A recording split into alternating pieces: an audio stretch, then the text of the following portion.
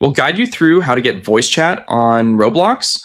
If you find this useful, then consider subscribing and liking the video.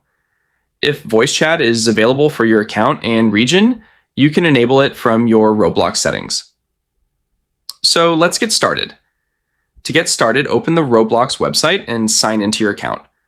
Once you're signed in, click on the gear icon in the top right corner and select Settings. From the left sidebar, click on Privacy and Content Restriction and click Communication. Now find the voice chat option and turn on the voice chat setting if it's available for your account. If Roblox asks you to complete an age check or verification, follow the instructions shown on the screen and complete the required steps. Once voice chat is enabled, open a Roblox experience that supports voice chat. When you're inside the experience, check for the microphone icon to confirm that voice chat is available. If you don't see the voice chat option, check that your account meets Roblox's current eligibility requirements and that the experience supports voice chat.